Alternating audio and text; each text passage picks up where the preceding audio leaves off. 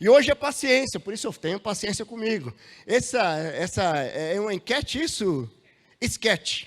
Essa sketch foi muito bem elaborada. Muito legal. E tem tudo a ver com o que nós vamos refletir hoje. Sobre paciência. Será que nós precisamos de paciência hoje? O que vocês acham? Será que é algo que precisa nas famílias? Quando as mães chegam lá, aquele tudo bagunçado quarto, né? Alguém fala que os quartos de filhos é quase que nem a van. Você sai de lá, você sai com um tênis, um garfo, um prato, né? Então, e tem muita coisa assim, sabe? Tem que ter muita paciência. O pessoal fala da paciência de Jó. E de repente, muitos filhos têm que ter muita paciência mesmo. E hoje nós vamos conversar sobre isso. Nós vamos olhar para o coração de uma mãe, mas também de uma esposa, que entendeu que a paciência deveria ser exercitada, que entendeu o kairós de Deus deveria ser exercitado, para que pudesse sim edificar a sua família, que pudesse sim ter um resultado na sua família. Eu quero dizer para vocês que se nós não tivermos essa virtude do fruto do Espírito, esse hábito do fruto do Espírito, que é a paciência nos nossos relacionamentos, especialmente na nossa família, nós vamos gerar sim grandes perdas e destruição.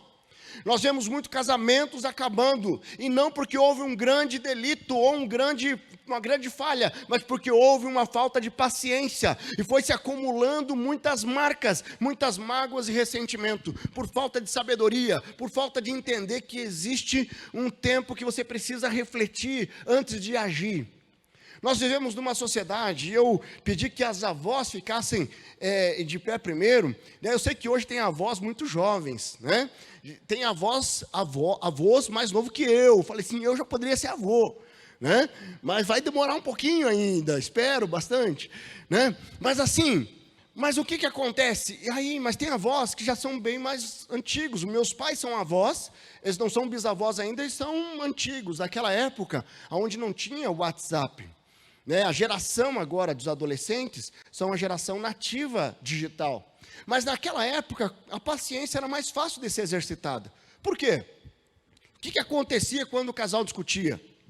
O marido ia trabalhar, ele saía, não tinha WhatsApp para ficar, e aí, você não sei o quê, blá, blá, blá. Não, ele saía para trabalhar, ele esfriava a cabeça, ia lá, roçavam um alqueire e meio de roça, cortavam as canas. A hora que voltava, já estava tudo mais calmo. Porque toda a paciência que ele deveria ter, ele deixou lá no canavial. E a hora que ele chegava, já estava, né? Daí a esposa já tinha lá naquele fogão a lenha, aquele franguinho, caipira com polenta, um radite, mas era maravilha. Sabe, e a paciência, ela era mais fácil de ser exercitada. Hoje, meu Deus, misericórdia, já saiu já o WhatsApp, e já vai falando coisa, e de repente começa cheia de marcas e mágoas. Isso começa a gerar uma destruição tão grande. Nós estamos numa geração de um pensamento acelerado. Está tudo muito acelerado, é muita informação. E eu acordo, a primeira coisa que eu pego é ver o WhatsApp, ver o Instagram. Eu vi um videozinho essa semana muito interessante, que dizia assim: vamos ver como seria um crente lendo a Bíblia como ele lê o Instagram, o WhatsApp, como ele vê o celular. E aí foi assim, acordou, já pegou a Bíblia, tá. Aí foi no banheiro, pegou a Bíblia, aí tomou banho, deixou a Bíblia do lado, a hora que voltou, pegou a Bíblia. E aí foi para o carro, parava no sinaleiro, pegou a Bíblia. Sabe, foi muito engraçado, mas com uma verdade muito especial.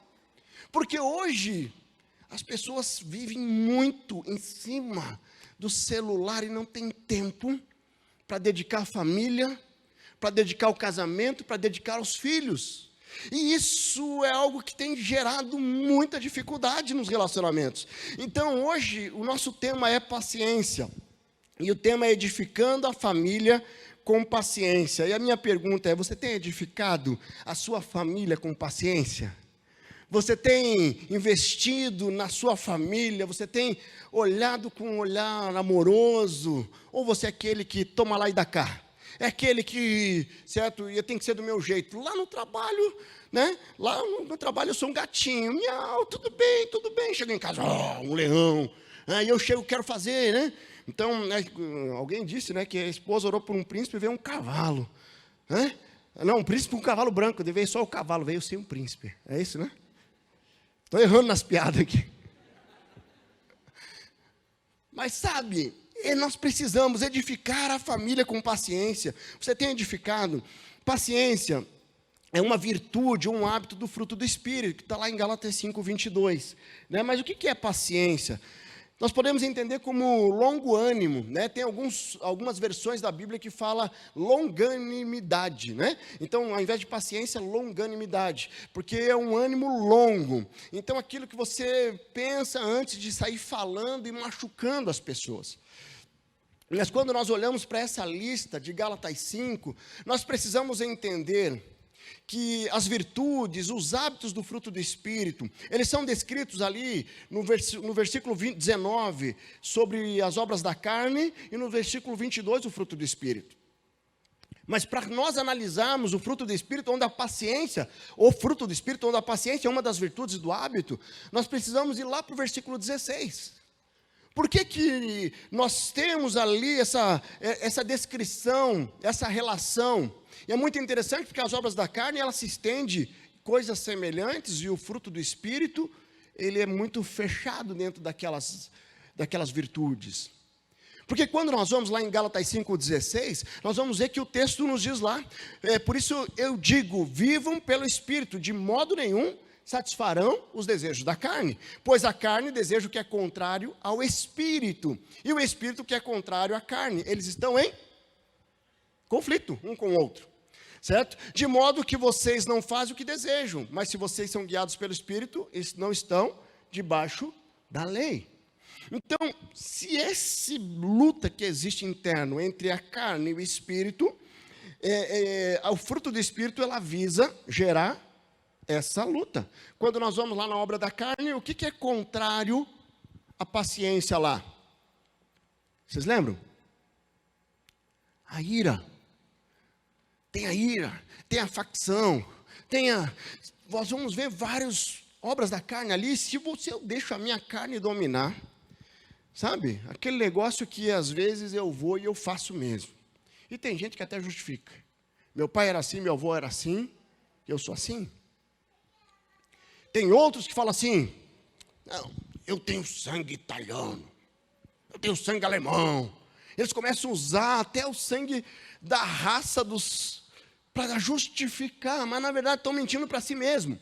Todos nós temos um estilo pessoal, todos nós temos um temperamento que tem aspectos positivos e negativos. Mas nós precisamos, sim, através do fruto do Espírito, minimizar aquilo que é negativo no nosso temperamento, no nosso estilo, da forma de agir e reagir, e nós precisamos potencializar aquilo que é positivo. Então, aquilo que é bom no seu temperamento, você precisa potencializar. Então, os hábitos e a paciência na família, nós precisamos desenvolver para deixar sim, para transbordar sim, para que nossa família cresça e se desenvolva. O mesmo apóstolo Paulo que descreve o fruto do Espírito, quando ele vai lá em Efésios, o que ele descreve lá em Efésios? Tem muito esposo aí que já sabe, lá em Efésios 5:18, né? Que ele vai falar lá, mulheres sejam submissas a seu marido. Muito marido falará, está aqui. Mas sabe, ele vai descrever ali as funções do marido, da esposa. E aí ele transborda no capítulo 6, ele vai falar, não irrite seus filhos, honre seu pai e sua mãe. Mas antes de descrever todo o relacionamento de família, esposo, pais e filhos, filhos e pais, o que ele diz lá no 5:18? Ele vai dizer lá, não se embriagueis com vinho que leva à libertinagem, mas deixe-se encher pelo Espírito Santo. Queridos, nós precisamos estar cheios do Espírito Santo para poder viver um ambiente familiar segundo o coração de Deus. E a paciência é uma virtude do fruto do Espírito. Se ela é uma virtude do fruto do Espírito, um dos requisitos para que você viva a paciência é você estar com o Espírito Santo no seu coração e você estar submisso e sensível à voz dele. Porque se isso não acontecer, Você simplesmente está apagando, está entristecendo o Espírito Santo, como a palavra descreve que nós podemos fazer. Como é que você tem transbordado a presença do Espírito Santo no teu coração, na sua família? Com seus pais, com seus filhos, com seus irmãos, com aquele cunhado, com a cunhada, com a sogra. Como é que você tem visto isso? Porque viver as virtudes do fruto do Espírito requer buscar intimidade com o Senhor, tomar decisões, agir e reagir orientado pelo Espírito Santo de Deus. Diante dessa série que nós estamos vivendo, o que toda família precisa, nós estamos falando da paciência, e tudo que eu coloquei até aqui é para realmente te levar a uma dimensão que você precisa buscar. Primeiro, uma autoavaliação. Será que eu tenho sido paciente com a minha esposa, com meu esposo, com meus filhos, com os meus netos? E depois disso, o que eu posso fazer agora para mudar alguma realidade que tem sido o foco de muitas brigas, discussões, ou o foco para que eu não viva a família que Deus projetou para mim? De repente, na sua família, tem mais discussões do que amor. É mais, como é que eles chamam lá, quando é para discutir relação, DR. Mais DR do que celebração. De repente, hoje, você vai precisar tomar uma decisão de mudar essa realidade. E para nós conversarmos hoje um pouco sobre essa dimensão, eu quero estudar uma família, uma mãe e uma família. Abre lá em 1 Samuel, embora acho que vai ser projetado aí. 1 Samuel, nós temos a história de Ana. E eu quero ler um pouquinho aqui, dizendo, Ana era uma das esposas de Eucana. E eu vou lendo aqui, nós vamos fazendo alguns comentários aqui. O texto diz o seguinte, já no versículo 1. Havia certo homem de Ramataim, Zufita, dos montes de Efraim, chamado Eucana, filho de Jeroão, neto de Eliú e bisneto de Tou, filho do eframita Zufi. Muitas dicas para filho. Quem está grávido aí, depois dá uma olhadinha aqui, tem uma lista bacana. Ele tinha duas mulheres, uma se chamava Ana e a outra Penina. Penina tinha filhos, Ana, porém, não tinha. Nesse contexto, naquele contexto daquela sociedade, Deus nunca aprovou, Deus nunca regulamentou a poligamia. Eu creio que ele aceitava a poligamia, em alguns casos, porque havia um contexto aqui para o cumprimento da lei, ou para perpetuação, ou para o prosseguimento da família, era necessário filhos homens. E quando nós olhamos para essa realidade, né, porque muitos homens aí falam assim, olha, veja aqui, Davi tinha muitas mulheres, e começam a tentar justificar. Mas o Novo Testamento, ele deixa isso muito claro. Deixará pai e mãe, se honorar a sua mulher, não as suas mulheres. Então, só para entender um pouco o contexto. Mas vamos seguir ali no versículo 3. Todos os anos esse homem subia da sua cidade a Siló para adorar e sacrificar ao Senhor dos Exércitos. Lá, Hofni e Finéias, os dois filhos de Eli, eram sacerdotes do Senhor. No dia em que Eucana oferecia sacrifício, dava porção à sua mulher Penina, e a todos os filhos e filhos dela, mas a Ana dava uma porção dupla, porque a amava, apesar do Senhor não ter deixado estéril. E porque o Senhor a tinha deixado estéril, sua rival a provocava continuamente a fim de irritá-la. Então, imagine o cenário. Ana estava ali, ele era esposa de Eucana, tinha Penina, esposa de Eucana. E ali, nós vemos o texto das Escrituras, que ela tinha filhos e filhas. Então, era mais de um filho homem, mais de uma filha mulher. E Ana não tinha filhos. E naquele contexto, era muito complicado você não ter filhos. E aí, Penina humilhava a Ana ali, né? Ó, eu tenho filho, você não tem. Olha aqui, ó. Sabe aquele que chega com a BMW assim, olhando para quem está com fusquinha, fala assim, ó, ei, olha eu aqui, ó, sou mais chegado. Era mais ou menos isso, certo? E aí, no versículo 7 vai dizer ali, ó, isso acontecia ano após ano, sempre que Ana subia à casa do Senhor, sua rival a provocava, e ela chorava e não comia. Eucana, seu marido, lhe perguntava: Ana, por que você está chorando? Por que não come? Por que está triste? Será que eu não sou o melhor para você do que 10 filhos? Mais do que 10 filhos? Olha só, esse contexto aqui é muito... O marido chega para ela assim: por que você está chorando? Estou te dando porção dobrada, eu estou te honrando. Certo? Mas existia um vazio existencial dentro de Ana, uma necessidade, algo no coração dela, que era uma promessa do Senhor e que ela estava aflita com relação a isso. Certa vez, quando terminou de comer e beber em Siló, estando o sacerdote ali sentado numa cadeira junto à estrada do santuário do Senhor, Ana se levantou e com a alma amargurada chorou muito e orou muito ao Senhor.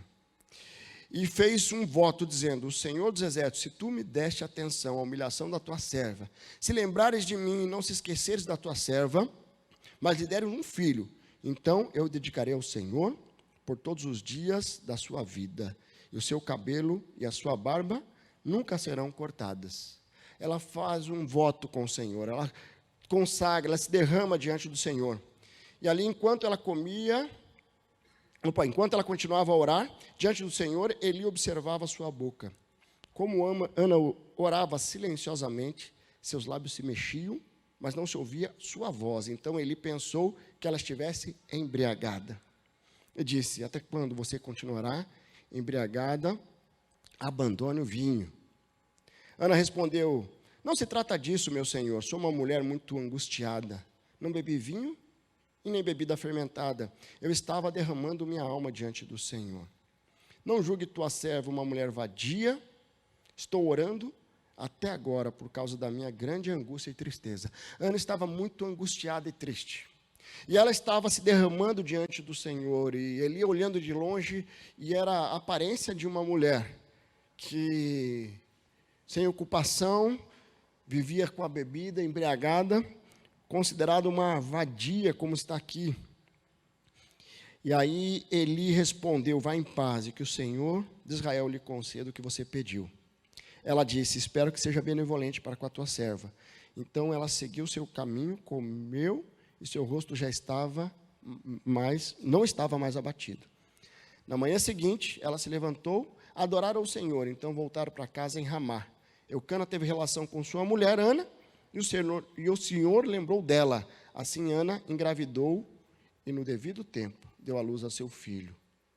Ele deu o nome Samuel, dizendo: eu pedi ao Senhor. Queridos, essa história é uma história conhecida. A história de Ana é uma das mães que realmente se derramou diante do Senhor, uma mãe que sonhava com um filho, uma mãe que tinha um sonho de ter um filho, e ela não desistiu de buscar no Senhor o seu milagre.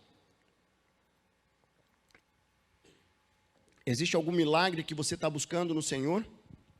Existe alguma coisa que você precisa buscar no Senhor? De repente você está tentando engravidar e você não consegue ter um filho. E, na verdade, os médicos já falaram que não tem mais condição. Eu lembro um casal que veio do Rio Grande do Sul, ele veio para cá e eles estavam aqui em Curitiba, e eu recebi eles no gabinete pastoral, e a frustração maior deles é que eles não poderiam ter filhos.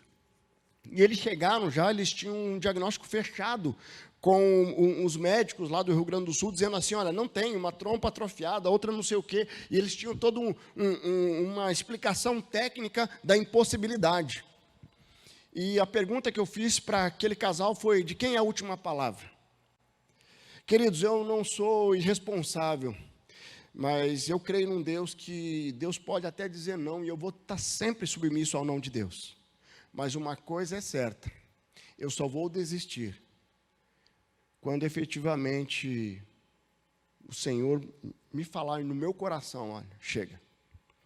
Porque enquanto tiver uma esperança, eu não vou baixar a cabeça e deixar que as pessoas roubem os meus sonhos e aquilo que Deus tem para mim. E eu coloquei para aquele casal, falei assim: olha, de quem que é a última palavra? Eles falaram: é de Deus, falaram firmemente. Eu falei assim: então nós vamos orar. Podemos orar?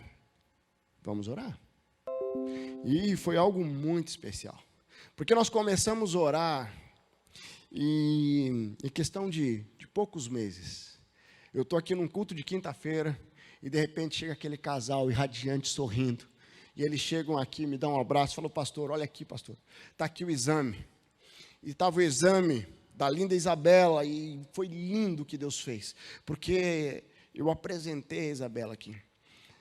Algo que, sonho de muitas mulheres, mas sabe o que acontece? Se eles tivessem desistido de orar e de buscar, eles já tinham aceitado um diagnóstico de um médico, mas a última palavra não é dos médicos, por mais conhecimento que eles tenham. A última palavra não é do Supremo Tribunal Federal, por mais poder que eles tenham. A última palavra é do Senhor. Será que você tem desistido no meio do caminho? Será que você tem deixado de persistir e ter a paciência de esperar o kairós de Deus? Ou você tem atropelado o processo, ou você tenta dar uma mãozinha para Deus, ou você simplesmente desiste no meio do processo.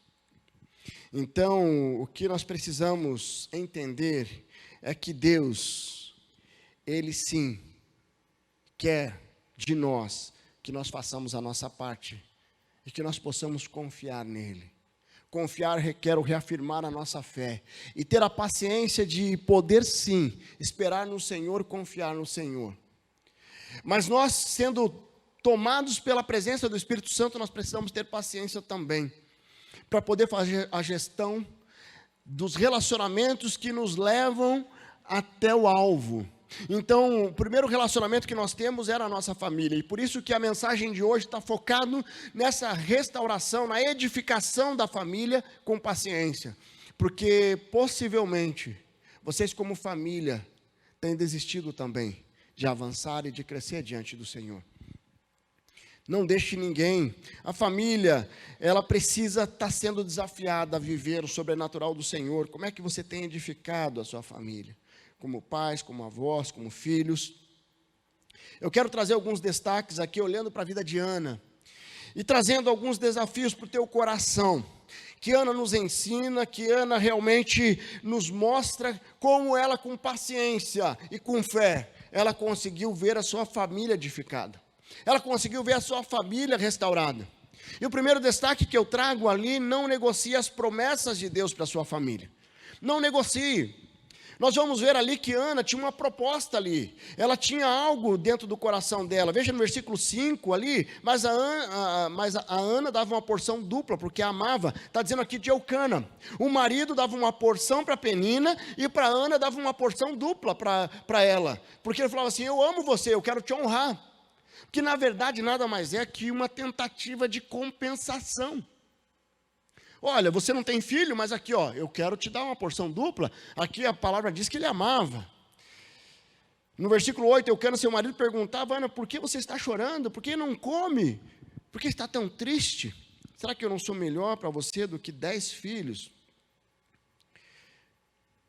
Havia ali algo que ela poderia se contentar. Ela poderia se contentar com aquela porção dupla, com aquela honra do esposo, falar assim, não, beleza, eu já vou aceitar, eu não vou ter família mesmo, e mesmo que tenha uma promessa de Deus, eu vou negociar. Então eu negocio essa promessa, eu aceito algo meia boca, eu aceito aqui uma migalha, para não tomar posse daquilo que Deus tem como promessa para a minha vida.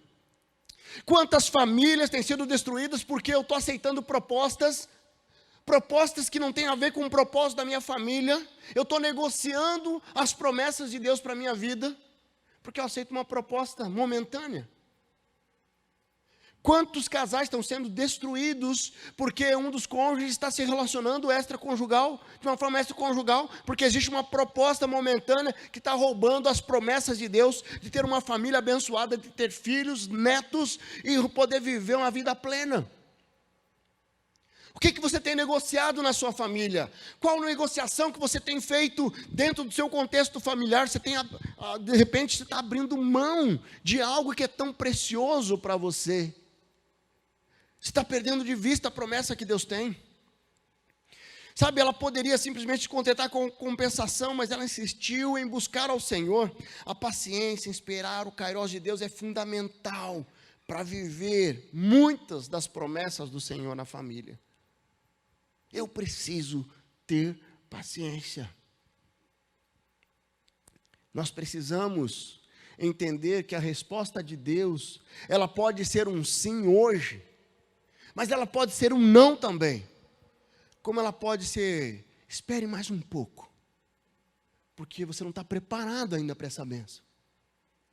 E nesse espere mais um pouco, você ao invés de sentir e perceber o espere de Deus, você simplesmente atropela o processo como se fosse um não. E você tira os olhos da promessa de Deus e começa a dar ouvido às situações e circunstâncias que roubam a alegria do teu coração. Ana, ela não se contentou com a porção dupla. Que a porção dupla, e eu fico pensando no meio daquela sociedade, poxa, essa mulher é muito amada. Todo mundo recebe uma porção, ela recebe em dobrado. Eu fico olhando ali, a Penina, se tivesse só as duas, sem os filhos. Poxa, olha, ela é muito mais amada. Mas não era isso que Deus tinha para ela. Deus tinha algo muito maior. Deus tinha para ela não somente um filho, mas um filho como Samuel, que foi responsável em ungir o rei Davi, que Deus usou para que vai lá e você vai identificar o próximo rei de Israel, você vai ungir o rei. Um profeta que realmente fez muita diferença.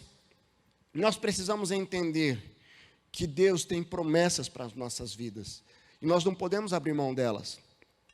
Dentre as várias promessas, eu destaquei ali no Salmo 103, 17, 18, diz lá, mas o amor leal de Deus, o seu amor eterno, está com os que o temem, e a sua justiça com os filhos dos seus filhos, com os que o guardam a sua aliança e se lembram de obedecer os seus preceitos. Essa promessa refletirá nos filhos e nos filhos dos filhos. Sabe, essa promessa, ela vai refletir nas próximas gerações. Muitas pessoas e muitas famílias perdem a bênção de Deus, porque desistem no meio do caminho ou desviam a rota. São atraídos pelas distrações. O que tem feito você desistir da promessa que Deus tem para a sua vida? Seu casamento está acabando. Eu quero dizer que Deus tem promessas para o seu casamento. Deus tem planos para ele. E você precisa perseverar. Você precisa viver a restauração. Não negociar as promessas requer entender que Deus nem sempre irá revelar como será o processo até o cumprimento do que ele prometeu. Queridos, quando Deus chamou José, Deus tinha uma promessa para a vida de José. Se Deus revelasse todo o processo, que ele iria ter que ser preso, que ele ia ter vendido como escravo, que ele seria preso injustamente, apanharia, será que ele daria o próximo passo? Deus tinha uma promessa para a vida dele, mas Deus não revelou todo o processo que ele teria até chegar lá. Eu quero te dizer que Deus não vai revelar para você tudo o que ele tem para a sua vida no processo até se cumprir o que ele tem para você. Mas eu quero te dizer que no processo Deus estará com você. Sabe por quê? Porque essa é uma promessa dele, que ele nunca nos abandona. O Senhor está conosco, e o Espírito Santo está conosco para que nós possamos viver as virtudes do fruto do Espírito, vivendo debaixo da orientação e da direção dele. Mas além de nós não negociarmos as promessas de Deus para a nossa família, nós precisamos também direcionar nossas lutas na solução e não no problema. Veja ali no versículo 14, ele vai dizer ali, até quando você continuará embriagada? Abandone o vinho. Ana respondeu, não se trata disso, meu senhor. Sou uma mulher muito angustiada, não bebi vinho nem bebida fermentada. Eu estava me derramando a minha alma diante do Senhor. Quando eu foco no problema, nas lutas e não na solução, eu perco totalmente o foco. Qual que era o problema dela? Ela era estéril. Mas qual que era a luta dela? Penina acusando. Mas ninguém nunca pensou por que Penina acusava. Já parou para pensar? Imagine ela ali. O texto fala que o marido amava Ana. dava porção dobrada para Ana. Por mais que ela tivesse dado filhos ao marido, ela certamente se sentia rejeitada. E a forma um mecanismo de defesa na sua mente, no seu coração, possivelmente era isso: eu acuso Ana, eu humilho ela, isso alivia a minha angústia, a minha rejeição. Mas o que Ana poderia ter feito? Eu vou brigar com Penina, eu vou fazer com que Eucana coloque um limite nela. Não, mas ela não focou no problema, ela focou na solução. Ela foi buscar a presença de Deus, porque ela sabia que a hora que Deus honrasse ela com o filho, a acusação de Penina deixaria de existir. Tem muitos casamentos que estão acabando porque os casais ficam focando no problema e não vão para a origem do problema. Se você teve um problema com seu pai, com a sua mãe, tenta conhecer um pouco a realidade que eles viveram como filhos, porque é bem provável que eles estão transbordando em vocês aquilo que eles receberam. Nós precisamos entender e enxergar com os olhos de Deus, porque eu sou muito rápido para julgar, mas eu não passo para refletir e fazer perguntas: por que ele age assim? Por que ela age assim? Quem caminha comigo no gabinete pastoral já deve ter percebido algo que é prática. Falei assim: não adianta nós trabalharmos aqui o problema, mas ele briga comigo, não sei o quê. Não adianta. Vamos ver o problema, por que isso acontece. Vamos para a origem. Vamos voltar lá atrás. Aí lá na infância você vai identificar um abuso, você vai identificar uma rejeição, você vai identificar marcas emocionais que está refletindo no casamento, mas que nunca foi tratado.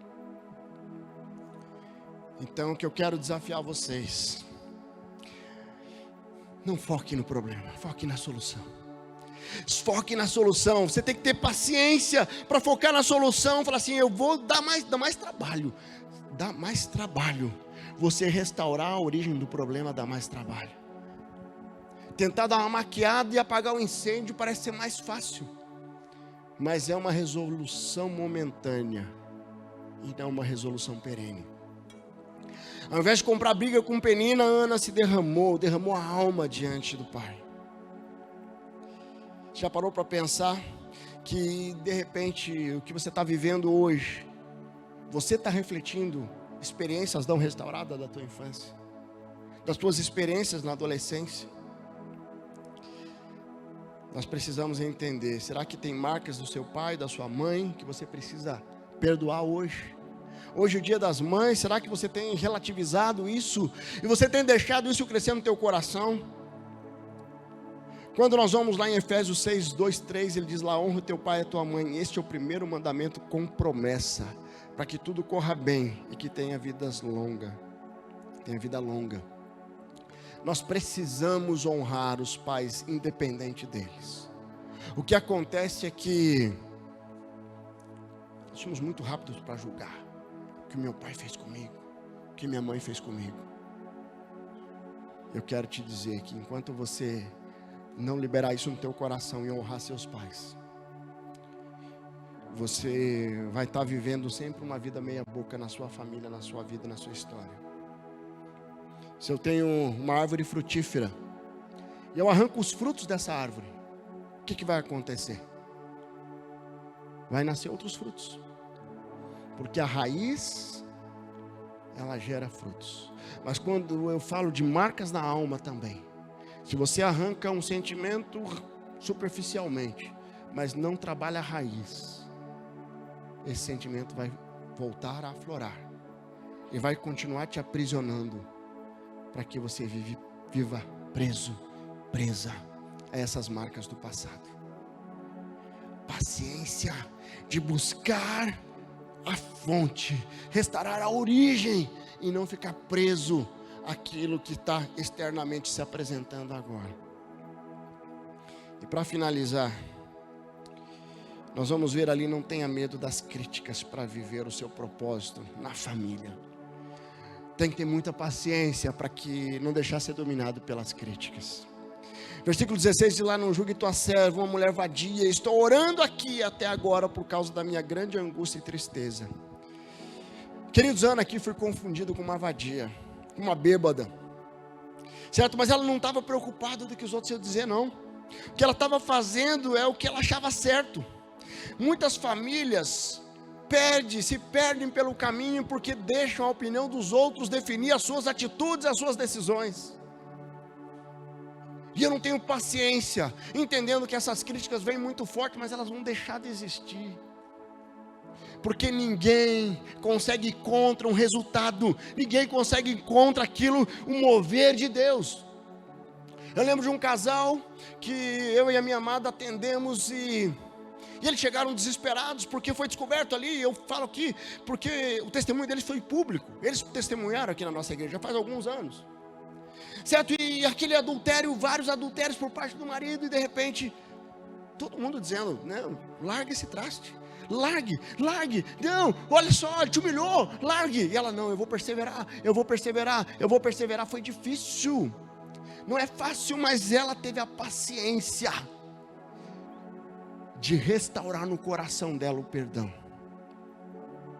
Um dia ela chegou para mim: pastor, eu tenho um marido novo. Um marido que eu não tinha conhecido em 18 anos. E hoje, são uma bênção transbordando na vida de pessoas.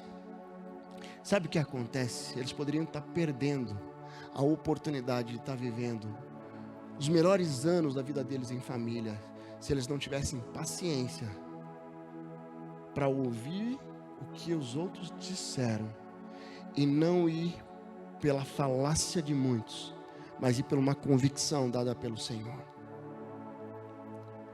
Hoje ninguém fala mais nada. Por quê? Porque aquela decisão gerou um resultado. Se tivesse dado errado, eles iam falar assim: eu não te avisei. Mas eu prefiro receber um não te avisei do que deixar de arriscar, seguir e confiar no poder de Deus. Será que as circunstâncias externas e pessoas têm dominado a sua vida? Como você tem deixado as pessoas definir o seu caráter? Eu quero finalizar. Minha filha já está nervosa ali com o teclado ali já. Mas eu passei um pouquinho do horário porque eu fiz aquela abertura lá frente. Mas eu quero finalizar com algo que ilustra bem essa questão. Nós vivemos num mundo onde o relativismo está muito forte.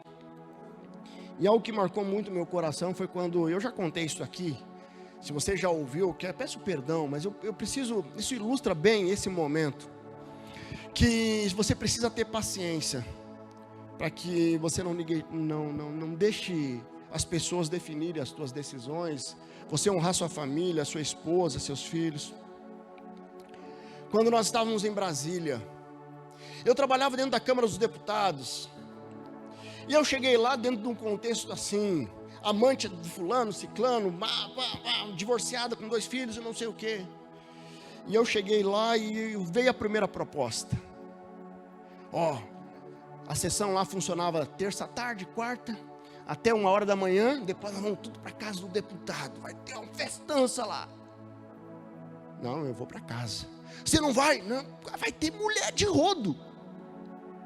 Vou para casa. Aí no outro dia, eu vou para casa. E aí, veio o rótulo. Batistinha. Batistinha. Batistinha aí. Não trai a esposa. Não vai para as nossas noitadas, para o happy hour. Aí apareceu uma proposta lá, vamos fazer tem um contador que você paga R$180, ele faz ter uma restituição de 18 mil. Eu fiz meu imposto de renda a 1.800. Falei, alguma coisa está errada. Não, mas esse contador é fera. Mas é o Batistinha, ele não faz isso não. Paciência. Um dia dentro do gabinete do deputado, o deputado Batistinha, sai da sala um pouquinho que eu vou contar uma piadinha um pouquinho mais suja aqui que você não pode ouvir. Eu saí. Queridos, eu não negocio aquilo que eu creio.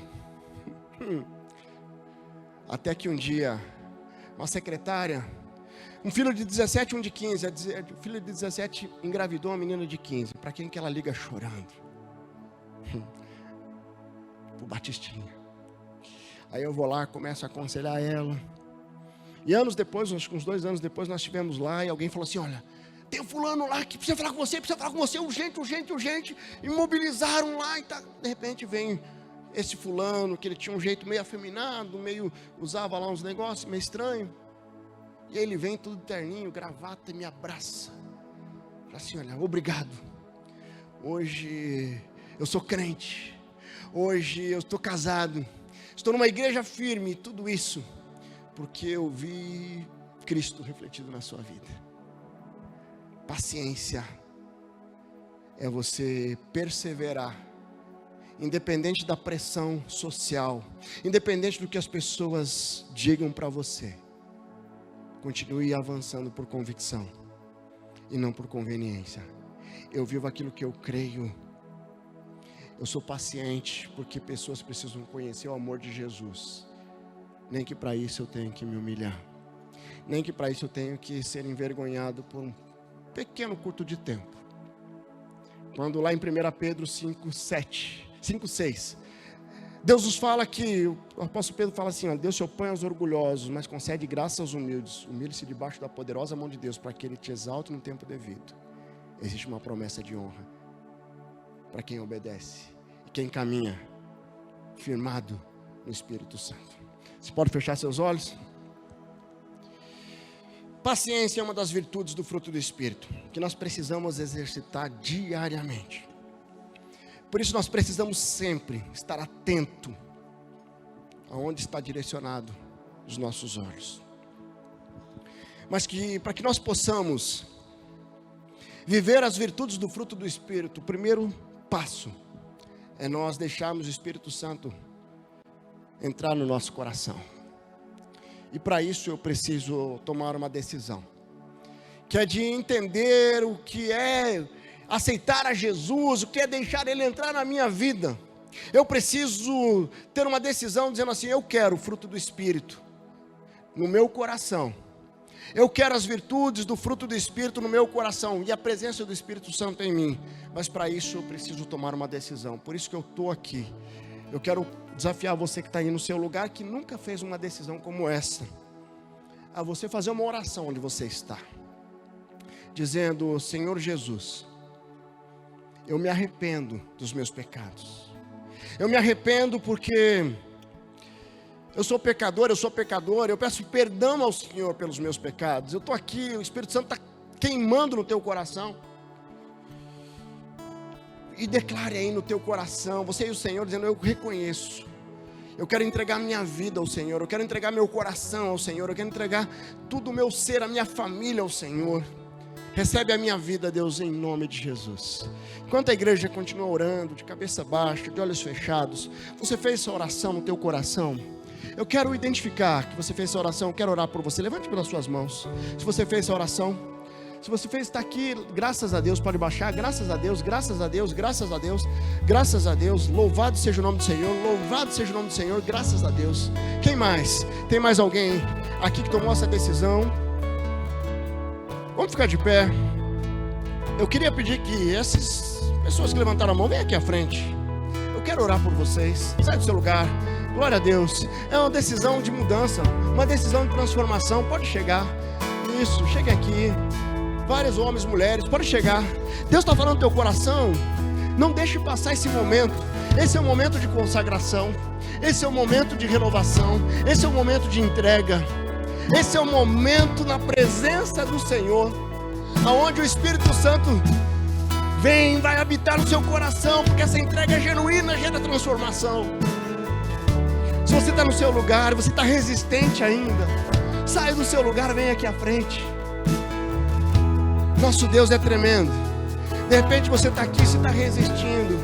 Peço que a pessoa do seu lado venha contigo, mas não deixe passar esse momento. Enquanto nós cantamos essa estrofe, eu quero orar por esses irmãos e irmãs que estão aqui.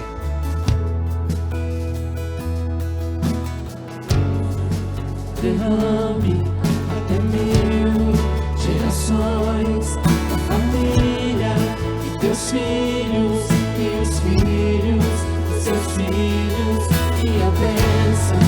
derrame até 1000 gerações da família, dos teus filhos e os filhos dos teus filhos. Se a presença te acompanhe por detrás, por diante, do teu lado e em ti. É contigo, é por ti, e de dia e de noite, tua entrada, tua saída, o teu riso, o teu choro. É contigo, é contigo, é contigo, é contigo, é contigo, é contigo, é contigo, é contigo, é por ti. Aleluia. Queridos, Deus está tocando no meu coração aqui. Esses irmãos e irmãs entregaram a vida ao Senhor Jesus. Mas tem pessoas aqui que precisam restaurar algo na sua família. Eu não sei se é perdão. Eu não sei se você vai sentar na sua casa hoje à noite e vai ressignificar tudo que foi vivido até agora, para que a partir de agora a presença do Espírito Santo esteja ali. Eu não sei o que Deus está fazendo, mas eu quero desafiar você a se colocar de joelhos aqui na frente também. Você pode chegar aqui à minha direita, à minha direita e à minha esquerda, mas saia do seu lugar. Deus está falando com você. É perdão para os seus pais, é perdão para os seus filhos, é perdão como casal. Sai do seu lugar, vem aqui à frente, não precisa ficar envergonhado não. Pode chegar aqui nós estamos num ambiente seguro. Esse é o momento de restauração. Glória a Deus, pode chegar, querida. Pode chegar, querida. Vamos chegando, quem mais vai chegar aqui? Tem alguma coisa que você precisa? Nós vamos cantar mais uma vez. Pode chegar aqui porque Deus tem algo novo para sua família, para sua história. E eu creio que Deus vai fazer hoje um processo lindo de restauração, de ressignificar, de viver um novo tempo. Vamos cantar mais uma vez? Você sai do seu lugar, chega aqui à frente. Deus está tocando o teu coração. Não resista, dá esse passo, não tenha vergonha não. Teu marido está do lado, não tem problema não. Vem você aqui, certo? Você vai ser o primeiro passo para a restauração da sua família. Vamos adorar mais ao Senhor, mais essa estrofe. Vamos lá! Que a bênção se derrame até 1000 gerações da família, teus filhos e os filhos dos teus filhos. Que a bênção se derrame até 1000 gerações da família, teus filhos e os filhos dos teus filhos. Tua presença te acompanhe por detrás, por diante, do teu lado e em ti. É contigo, é por ti, e de dia e de noite, tua entrada, tua saída, o teu riso, o teu choro. É contigo, é por ti, é contigo, é por ti, é contigo, é por ti, é contigo, é por ti, é contigo, é por ti.